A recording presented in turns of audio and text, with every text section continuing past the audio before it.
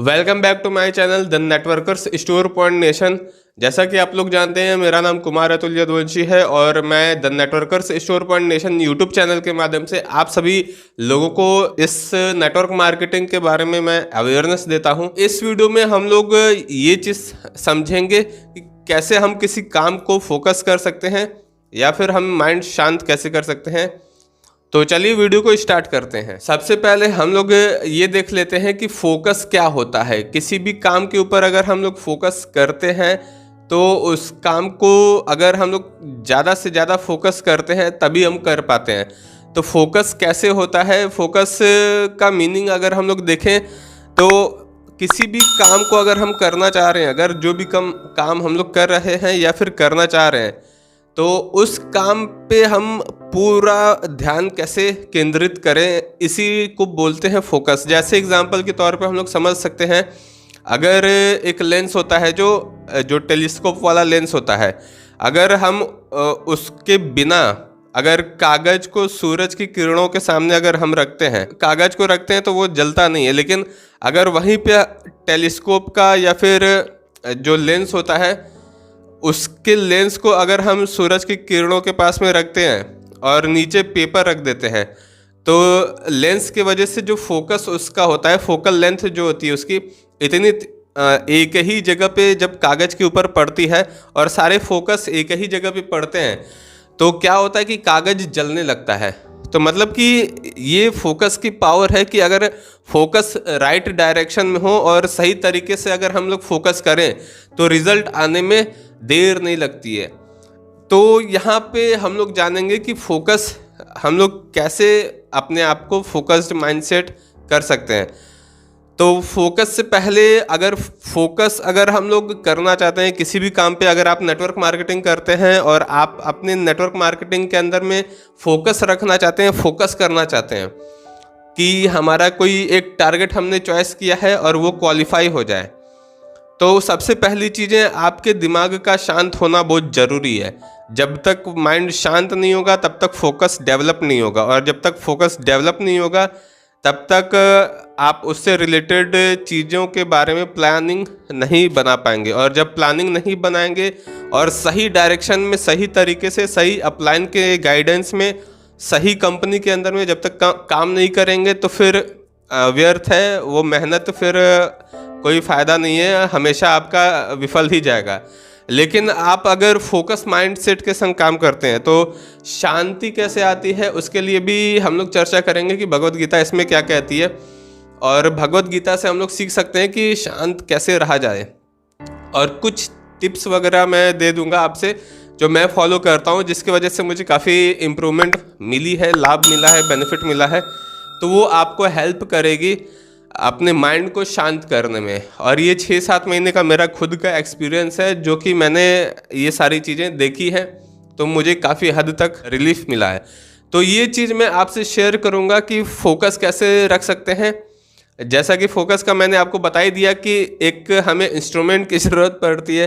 तो इंस्ट्रूमेंट वो क्या हो सकता है, किसी के लिए मेडिटेशन फोकस करना हो सकता है, माइंड को शांत करने के लिए कोई मेडिटेट करता है, कोई मंत्रास का जाप कर सकता है, कोई योग वगैरह कर सकते हैं। तो ये सारे डिफरेंट वेज हैं जो कि लोग करते हैं।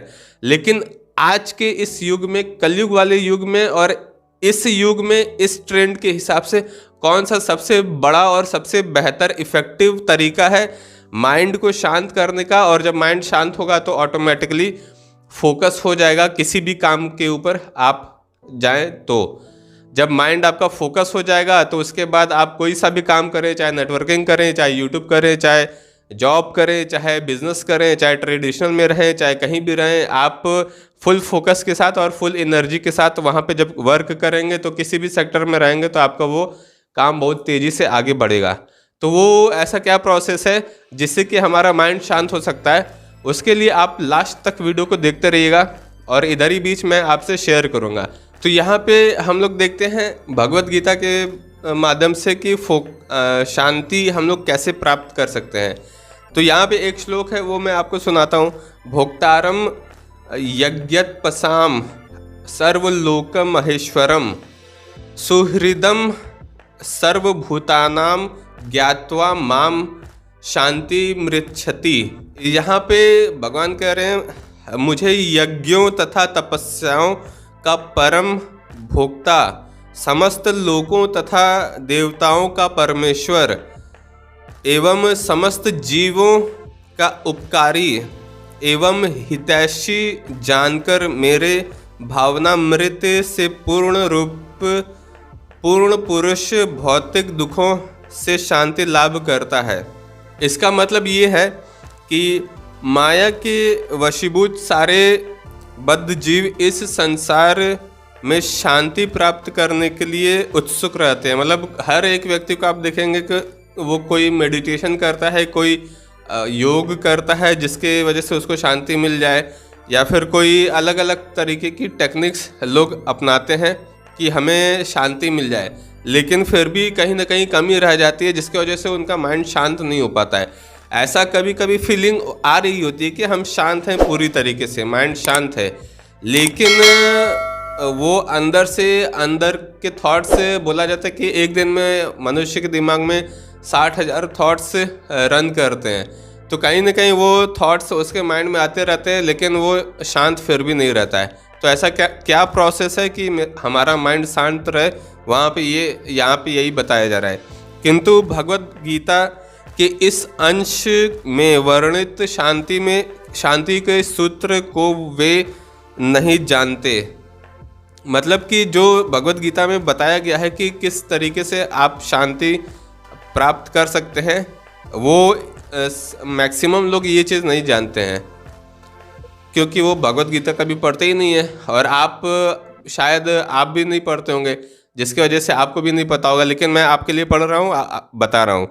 शांति का सबसे बड़ा सूत्र यही है कि भगवान श्री कृष्ण समस्त मानवीय कर्मों के भोक्ता हैं।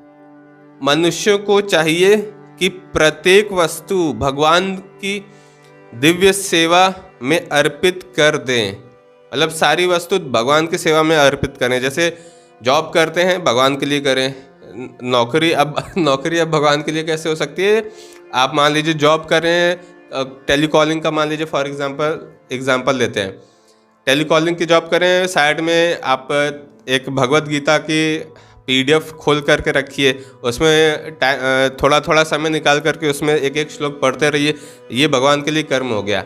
तो ये ऐसे करके हम वर्क कर सकते हैं। नेटवर्किंग करते हैं जब खाली समय होता है, जब कोई ज्वाइनिंग नहीं आ रही होती है, जब फील्ड में इंसान खाली बैठा होता है। ऐसे बहुत टाइम होता है जो कि इंसान खाली बैठता है, लेकिन कोई बताता नहीं है। ये अंदर की बात होती है ना, इसीलिए कोई नहीं बताता है। लेकिन दिमाग में जब मोटिवेशन घुसा रहेगा तो फिर क्यों बताएगा कोई। लेकिन उस टाइम को आप यूटिलाइज कर सकते हैं भगवत गीता को रीडिंग करने में। तो ये अगर आप करते हैं तो वो आपके लिए बेनिफिट होगा, और यही भगवान की सेवा में आप लगे रहेंगे, क्योंकि वे ही समस्त लोकों तथा उनमें रहने वाले देवताओं के स्वामी हैं। यहाँ पे ये बताया जा रहा है कि जो समस्त देवी देवता हैं उनके स्वामी श्री कृष्ण हैं। इसीलिए बताया जा रहा है कि जो भी काम करते हैं, जो भी सारी चीज़ें आप कृष्ण की सेवा में लगा दें। तो ये यहाँ पे बताया जा रहा है, उनसे बड़ा कोई नहीं है। वे बड़े से बड़े देवता शिव तथा ब्रह्मा से भी महान हैं। वेदों में श्वेताश्वतर उपनिषद अध्याय 6 श्लोक 7वां भगवान को तमीश्वराणाम परमम महेश्वरम कहा गया है। माया के वशीभूत होकर सारे जीव सर्वत्र अपना प्रभुत्व जताना चाहते हैं, लेकिन वास्तविकता तो यह है कि सर्वत्र भगवान की माया का प्रभुत्व है। लोग समझते हैं ये है कि हम अपनी माया का प्रभुत्व जताना चाह रहे हैं, हक जताना चाह रहे हैं, लेकिन एक्चुअलिटी या फिर रियलिटी ये है कि जो कृष्ण हैं उनकी माया छाई हुई है हर जगह। और अगर व्यक्ति ये सोचता है कि हम अपना माया बना रहे हैं या अपनी माया दिखा रहे हैं, तो ये भी एक तरीके की माया है, और इससे कोई नहीं बच पाया आज तक। तो हम लोग कहाँ से बच पाएंगे? बहुत महान व्यक्ति भी फंसे हुए हैं माया के चक्कर में। तो यहाँ पे नेक्स्ट हम लोग बात कर लेते हैं क्या इसमें बताया जा रहा है भगवान प्रकृति यानी कि माया के स्वामी हैं और बद्ध जीव प्रकृति के कठोर अनुशासन के अंतर्गत है। जब तक कोई इन तथ्यों को समझ नहीं लेता है तब तक संसार में व्यष्टि या समष्टि रूप से शांति प्राप्त कर पाना संभव नहीं है। इसको जब तक कोई समझ नहीं सकता कि ये मतलब माया की चीज़ें हैं, तब तक कोई भी इस संसार में पूरे सृष्टि में कोई भी इस चीज़ को प्राप्त नहीं कर सकता। पूर्ण शांति जिसको कहते हैं, जो कि भगवान बता रहे हैं दो तरीके से, व्यष्टि और समष्टि के रूप में। नेक्स्ट अगर हम लोग बात करते हैं, कृष्ण भावनामृत का यही अर्थ है, मतलब कि कृष्ण भावनामृत मतलब कि कृष्णा कॉन्शियसनेस, जो भी काम कर रहे हैं हम, उसका यही मीनिंग है कि हम जो भी काम कर रहे हैं कृष्ण की सेवा में हम लगे रहें 24 घंटे। अब कृष्ण की सेवा में इसका मतलब, अब कुछ लोग गलत हो सकता है निकाल लें कि भैया हम अपना जॉब छोड़ देंगे तो फिर कृष्ण की सेवा में लगेंगे तो क्या फ़ायदा, हम रोजी रोटी कहाँ से चलेगी। तो हम जॉब छोड़ने के लिए भी नहीं कर रहे हैं। यहाँ पे ये नहीं लिखा है कि आपको जॉब छोड़ देना है या फिर आपका जो काम कर रहे हैं वो छोड़ देना है। काम को करते रहिए, अपने जैसे आपका घर गृहस्थी चल रहा है सब चलाते रहिए, बस कृष्ण को ऐड कर लीजिए, कुछ छोड़ना नहीं है, ये बताया, ये समझना पड़ेगा। और कृष्ण को ऐड कर लीजिए, कृष्ण के लिए सारी चीज़ें करिए और आपका एक अच्छे से डेवलपमेंट होगा और एक आनंद आपको फीलिंग आएगी, पूर्ण रूप से शांति की फीलिंग आएगी। और जो चैंटिंग करेगा, तो चैंटिंग अगर आप करते हैं तो और बेहतर आपको इफ़ेक्ट समझ में आएगा। अब चैंटिंग क्या है आगे आपको मैं बताऊंगा। भगवान कृष्ण परमेश्वर हैं तथा देवताओं सहित सारे जीव उनके आश्रित हैं। पूर्ण कृष्ण भावनामृत में रहकर ही पूर्ण शांति प्राप्त की जा सकती है। यहाँ 5वां अध्याय कृष्ण भावनामृत की, जिसे सामान्यतया कर्म योग कहते हैं, कर्म योग का ये है कृष्ण भावनामृत कर्म योग, ये अध्याय है, व्यवहारिक व्याख्या है। यहाँ पर इस प्रश्न का उत्तर दिया गया है कि कर्म योग से मुक्ति किस तरह प्राप्त होती है। कृष्ण भावनामृत में कार्य करने का अर्थ है परमेश्वर के रूप में भगवान के पूर्ण ज्ञान के साथ कर्म करना। ऐसा कर्म दिव्य ज्ञान से भिन्न नहीं होता। प्रत्यक्ष कृष्ण भावनामृत भक्ति योग है और ज्ञान योग वह पथ है जिससे भक्ति योग प्राप्त किया जाता है। कृष्ण भावनामृत का अर्थ है, यहाँ पे कृष्ण भावनामृत का अर्थ बताया जा रहा है कि क्या है। परमेश्वर के साथ अपने संबंध का पूर्ण ज्ञान प्राप्त करके कर्म करना, मतलब कि हमारा उस लॉर्ड कृष्णा के संग क्या रिलेशन है, इसका पूरा ज्ञान हम लोग ले लें, उसके बाद कोई कर्म करें। मतलब कि पहले भगवत गीता ये सारी चीज़ें पढ़ने के बाद हम लोगों को कोई कर्म करना चाहिए पूरी तरीके से, शास्त्रों का अध्ययन करने के बाद। उसके बाद भगवान क्या कहते हैं कि क्या करना चाहिए, कैसा कर्म करना चाहिए, तो वो बताया जा रहा है कि यहाँ पे उसके बाद कोई कर्म आप करिए। और इस चेतना की पूर्णता का अर्थ है कृष्ण या श्री भगवान का पूर्ण ज्ञान। और यहाँ पे इस चेतना का अर्थ है कि मतलब कृष्ण के बारे में हम लोगों को पूरी ज्ञान होना चाहिए और कृष्ण भगवान के बारे में ज्ञान प्राप्त करने के बाद उसके बाद कोई हम कर्म करें। शुद्ध जीव भगवान के अंश रूप में ईश्वर का शाश्वत दास है। वह माया पर प्रभुत्व जताने की इच्छा से ही माया के संपर्क में आता है और यही उसके कष्टों का मूल कारण है। अब यहाँ पे ये समझिए, यहाँ पे बहुत अच्छी लाइन लिखी है, वह माया पर प्रभुत्व जताने की इच्छा से माया के संपर्क में आता है। जो महामाया है, जो चारों तरफ मायावादी चीज़ें घूम रही हैं, तो हम लोग जानबूझ करके माया में घुसना चाहते हैं। इसके वजह से जब हमको वो चीज़ नहीं मिलती है और उससे अटैचमेंट हो जाता है, तो प्रॉब्लम ये होती है कि फिर वो वही माया के रूप में हमारा सत्यानाश करती है और उसके बाद हम लोग उसी से डिटैच नहीं हो पाते हैं और इतना प्रॉब्लम में फंसे रहते हैं। जैसे एग्जांपल के तौर पे आपको मैं बताऊं तो नेटवर्क मार्केटिंग इंडस्ट्री में ऐसे लोग हैं जो कि पूरी तरीके से माया में फंसे हुए हैं। उनको ये तक भी पता नहीं चलता है कि यही माया है, लेकिन समझने की बात ये है कि वो फिर भी उसी में घुसे पड़े हुए हैं। For example, car, Bangla, bike, ये सारी चीज़ें जितने भी हैं, कुछ ऐसे भी व्यक्ति आपको मिलेंगे नेटवर्क मार्केटिंग इंडस्ट्री में जो कि एक कार ले लेने के बाद फिर दूसरी कार पे जाते हैं। अच्छी बात है। दूसरी कार ले लेने के बाद तीसरी पे जाते हैं, वो भी अच्छी बात है। कलेक्शन रखिए, कोई दिक्कत नहीं है। लेकिन मैं अगर आपसे बोलूं तो हम लोग एक कार खरीदते हैं अगर, तो उसके बाद दूसरी पे क्यों जाते हैं, शिफ्ट क्यों कर जाते हैं? या फिर पहली चीज़ तो उस पहली वाली कार से हमको सेटिस्फैक्शन नहीं होगा, या फिर हम उस सेटिस्फैक्शन ना हो इसका अटैचमेंट अपने अंदर ले करके घुस रहे होंगे, जिसके वजह से वो पहली वाली कार को हम चेंज करके दूसरी नई कार ले लेते हैं। मतलब कि वो रहती ही है साथ में, उसके बाद दूसरी कार लेते हैं और दूसरी के बाद तीसरी लेते हैं, चौथी, पाँचवीं, 10वीं, 15वीं मतलब पूरा एक कलेक्शन ले लेते हैं। लेकिन इतने सारे गाड़ी, बंगला, सब कुछ लेने के बाद भी अपने आप को सेटिस्फैक्शन नहीं होता है।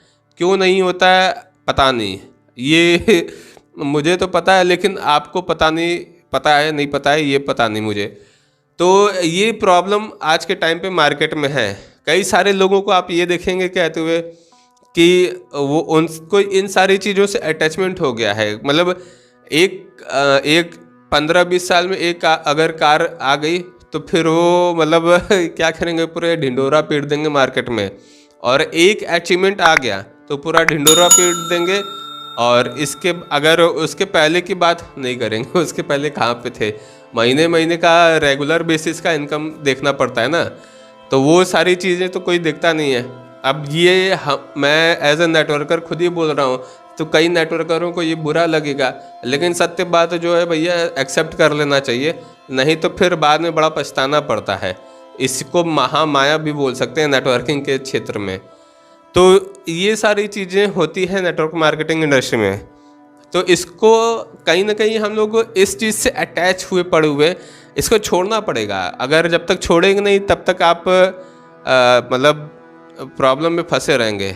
और जब एक और एग्जांपल अगर देखें, इंसान अपनी औकात से बहुत बड़ा सपना देखता है। जैसा कि यहाँ पे सपने तो दिखाए जाते हैं, लेकिन औकात के साथ में सपना हमको देखना चाहिए।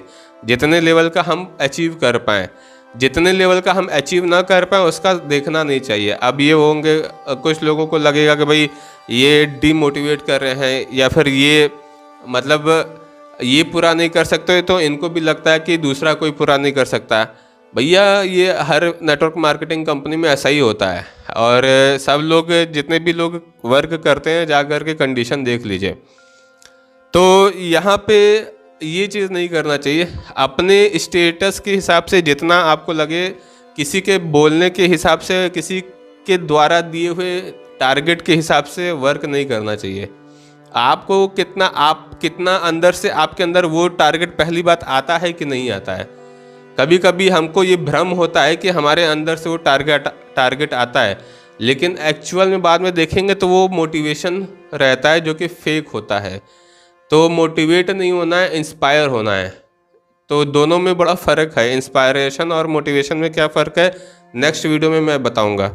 इसके बाद देख लेते हैं क्या इसमें बताया जा रहा है। जब तक वह पदार्थ के संपर्क में रहता है उसे भौतिक आवश्यकताओं के लिए कर्म करना पड़ता है, किंतु कृष्ण भावनामृत उसे पदार्थ की परिधि में स्थित होते हुए भी आध्यात्मिक जीवन में ले जाता है।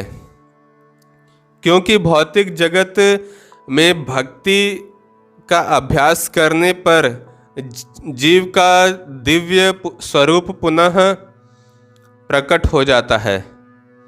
जो मनुष्य जितना ही प्रगत है वह उतना ही पदार्थ के बंधन से मुक्त रहता है। पदार्थ मतलब कि जो भौतिक चीज़ें हैं, जैसे कार, बंगला, पैसा, लड़का का शादी, लड़की का शादी, यही सब, मतलब जितना भी है ये सारी चीज़ें हैं, इन सब से जो आसक्ति होती है, वह उस आसक्ति की वजह से हम लोग परेशान रहते हैं। और आप लोग, अगर मैं कभी ऐसा कुछ तो सीन देखा नहीं हूँ, लेकिन आप लोग के घर में किसी की डेथ अगर हुई होगी तो आप लोग ये नोटिस किए तो ज़रूर होंगे कि कोई भी व्यक्ति डेथ के टाइम पे भगवान का नाम नहीं ले पाता है। क्यों, अगर जो व्यक्ति भगवान का नाम ले लेता है तो वो डायरेक्ट भगवान के लोक में जाता है, ऐसा बताया जाता है। लेकिन अगर कोई भगवान का नाम नहीं ले पाता है और उसको किसी, मान लीजिए कोई बहुत ज़्यादा पैसा का आसक्त है, जो पूरी ज़िंदगी पैसा पैसा पैसा करते आया है, या गाड़ी गाड़ी गाड़ी करते हुए आया है, जैसे नेटवर्क मार्केटिंग के लोग होते हैं कि मतलब उनको इतना आसक्ति रहता है गाड़ी से कि वो गाड़ी को छोड़ते ही नहीं है। मतलब एक गाड़ी खरीद लिए तो ठीक है, एक गाड़ी पे सेटिस्फाई हो जाना चाहिए। मान लीजिए BMW आपको सपना था, आपने BMW अचीव कर दिया, तो उसके बाद तो सेटिस्फैक्शन आ जाना चाहिए था, हैप्पीनेस मिल जानी चाहिए थी, खुशियाँ मिल जानी चाहिए थी। लेकिन BMW के बाद फिर नेक्स्ट टारगेट लगा देते हैं जैगुआर की। अच्छा ठीक है, जैगुआर पे तो सेटिस्फाई इंसान को हो ही जाना चाहिए था कि मतलब सारी सर्विसेज उसमें मिल जा रही हैं। जैगुआर के बाद फिर टारगेट लगाते हैं लैम्बोर्गिनी की। पता नहीं लैम्बोर्गिनी मिले ना मिले, लेकिन टारगेट जरूर लग जाता है। मान लीजिए ठीक है, अचीव कर लिए, अब तो सेटिस्फाई हो जाना चाहिए कि हाँ भाई लैम्बोर्गिनी मिल गई है, अब इससे मुझे हैप्पीनेस मिल जाएगी, या हमें शांति मिल जाएगी, खुशी मिल जाएगी, ये सारी चीज़ें मिल जाएगी। लेकिन उसके बाद भी इंसान सेटिस्फाई नहीं होता है, उसके बाद भी इंसान हैप्पी नहीं फील करता है, कि भाई उसको फिर भी लग रहा होता कि कुछ ना कुछ कमी है। तो इससे अच्छा है कि उस इच्छा को ड्रॉप कर दीजिए, क्योंकि हर इच्छा पूर्ण करना पॉसिबल नहीं है। तो या तो आपके पास इतना सारा रिसोर्सेस हो जिसकी वजह से सारी रिसोर्सेस की वजह से सारे जितने भी इच्छाएं हैं सब पूर्ण हो जाए, तो इतने ज़्यादा रिसोर्सेस हो तो अच्छी बात है। लेकिन उसके बाद भी फिर भी कुछ न कुछ आपके पास रह ही जाएगा, बच ही जाएगा, जो कि वो अपूर्ण रहेगा। भगवान किसी का पक्षपात नहीं करते। यह तो कृष्ण भावनामृत के लिए व्यक्तिगत व्यवहारिक कर्तव्य पालन पर निर्भर करता है, जिससे मनुष्य इंद्रियों पर नियंत्रण प्राप्त करके इच्छा तथा क्रोध के प्रभाव को जीत लेता है। और जो कोई उपर्युक्त कामेक्षाओं को वश में करके कृष्ण भावनामृत में दृढ़ रहता है, वह ब्रह्म निर्वाण तथा दिव्य अवस्था को प्राप्त होता है। तो यहाँ पे ये बताया जा रहा है कि जो इच्छाओं तथा क्रोध को काबू करके और काम इच्छाओं को, काम की भावनाओं को काबू करके अगर जो वर्क करता है और कृष्ण भावनामृत में दृढ़ रहता है और कृष्ण भावनामृत में सारी चीज़ों को फॉलो करता है, तो उसको बताया गया कि वो ब्रह्म निर्वाण या दिव्य अवस्था को प्राप्त कर लेता है। तो ये यहाँ पे बताया जा रहा है। कृष्ण भावनामृत में अष्टांग योग पद्धति का स्वयमेव अभ्यास होता है, क्योंकि इससे अंतिम लक्ष्य की पूर्ति होती है। यम नियम आसन प्राणायाम प्रत्याहार धारणा ध्यान समाधि के अभ्यास द्वारा धीरे धीरे प्रगति हो सकती है। जैसे यहाँ पे लिखा हुआ है अष्टांग योग के माध्यम से हम अगर फॉलो करते हैं तो हम प्रगति कर सकते हैं कि हम अपने माइंड को शांत कर पाएँ।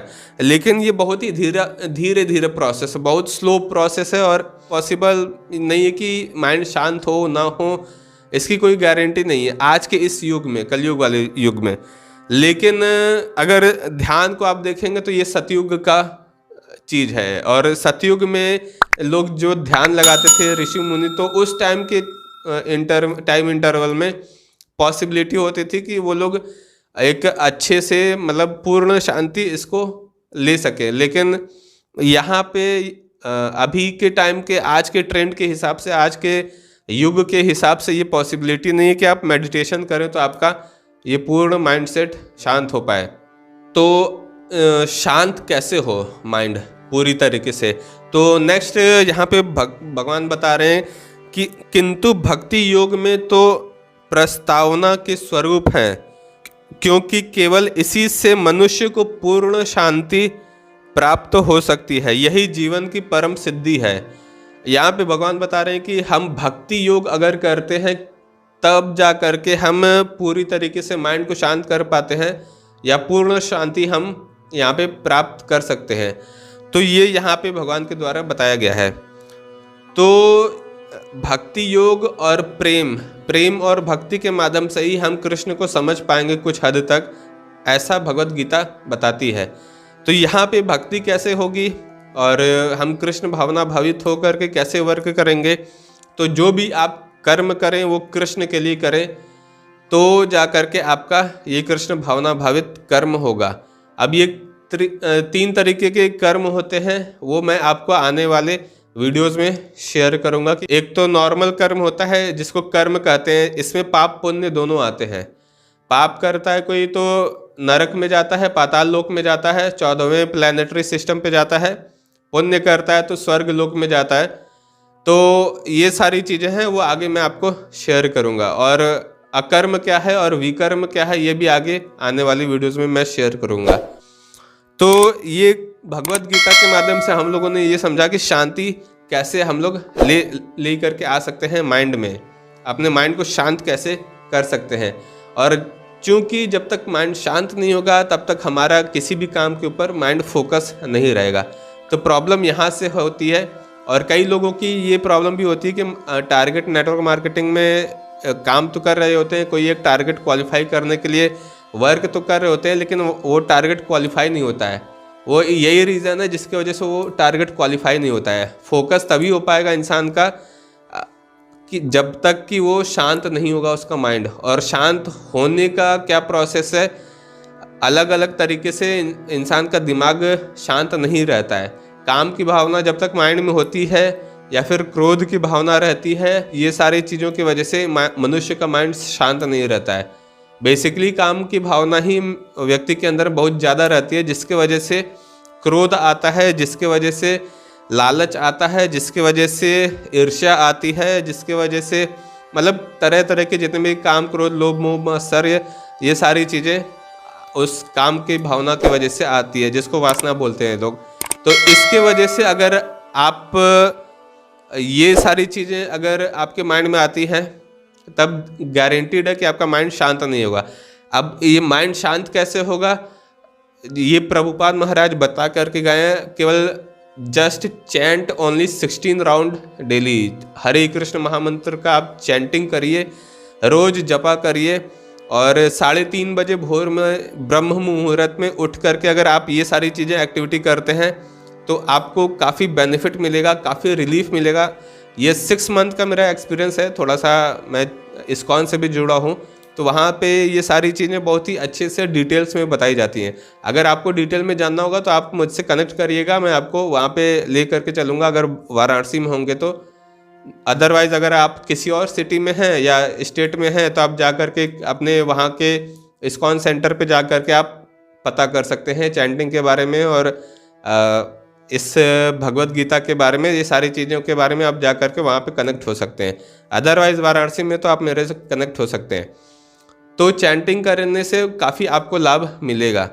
और ये आज के इस युग के हिसाब से ये प्रोसेस बताया गया है चैंटिंग का।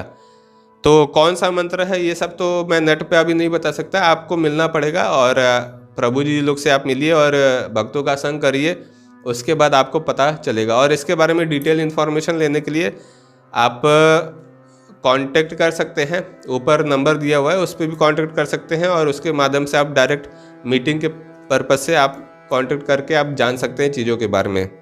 तो दोस्तों, ये भगवत गीता के माध्यम से मैंने आपको समझाने की कोशिश की कि हम लोग मन की शांति कैसे लेकर के आ सकते हैं, और जब शांति आएगी तभी माइंड फोकस होता है।